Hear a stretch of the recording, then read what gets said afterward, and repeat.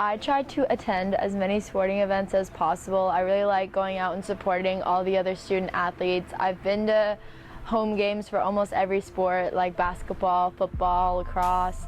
I've gone to swim meets, all different kinds, volleyball.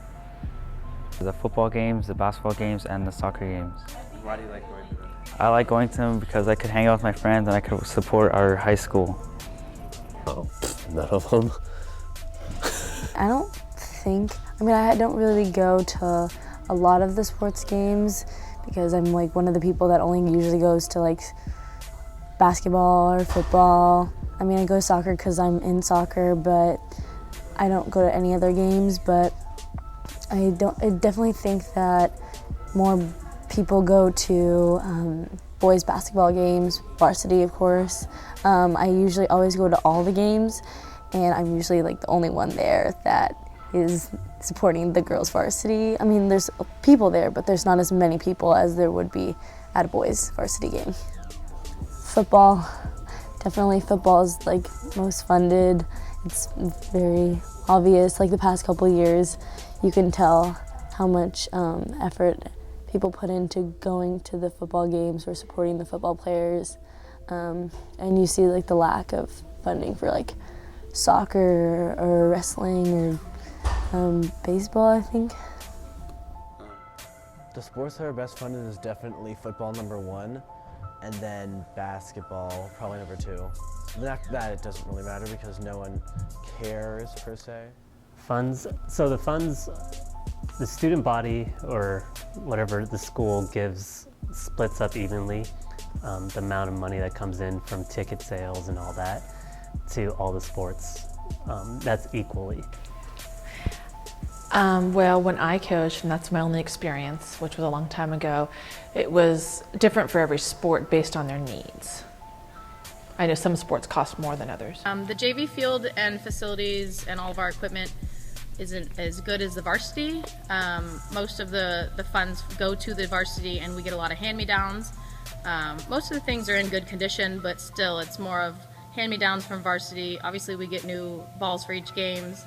A lot of the girls have their own bats and helmets and mitts, so most girls have their own standard items, but for the most part uniforms are hand-me-downs from varsities, but again still in good condition. When I was coaching, it was great. We had a great boosters. We still do have a great boosters program, so if we needed new uniforms, we would just go to them and usually we get them. No, I think people more go to the boys games. I just think that it's more, I guess, old-fashioned, and people don't really go to the girls' games because it's the girls' games. The more sexism, but yeah, it's like, oh, it's the boys' football game, we got to go to that, and then there's like girls' badminton team. We're just like, not really. Yes, I think the girls and the boys have the same amount of fund. The dance team doesn't dance at the girls' games, which I think is unfair, but none because dance team doesn't go to any of the girls' sporting events. But I, of course, support the girls. They're actually winning more than the guys, which is kind of ironic considering no one goes to the girls, but the girls are better than the guys, so. Legally, they're supposed to be. Are they funded? I mean, funding, as I said, like a lot of it comes from donations, and with that, for boosters. I think boosters give, if people, the way the boosters works, they have, if the coaches request, they'll get certain things. So I think boosters fund them equally. So I can't say that there's any difference between them. As far as support, probably not. I mean, if I had to be completely honest, I feel like our strongest team historically and even at school has always been the girls soccer team. I mean, every year they send 1 or 2 players to go play at a Division I school. They're always reaching the CCS like final rounds, if not championship game, if not winning the championship. They're always the top team in the league, and they've been that way for over 10 years. Yet, you don't really hear about them very much. I mean, you might see announcements come out to the soccer game, but you don't really see that many people on the stands, except for like last week at CCS. But you don't really hear like as much. You don't see on the announcements like little blurbs about them or anything like that. I mean, I think it's still become something where in the, just in the U.S. in general, football is still like the main thing. And our football team can lose 6 straight games, yet they're still being treated like they're the best thing ever, whereas our soccer team doesn't lose a game the entire season, and yet no one knows about it. And as far as the funding for boys and girls sports, it has to be equal. I mean, there's a law called Title IX. It's a federal law that started in 1970 something, where that's when PE went co-ed, and we have a way to make it around the law now that we can still do it as long as people have access to the other stuff. If a girl wants to take a co-ed class or a boy wants to take a girls class, they can. But as far as athletics, it's a law. You have to spend the same amount. Girls have to be able to go on, play on a football team if there's no girl football team, that kind of thing.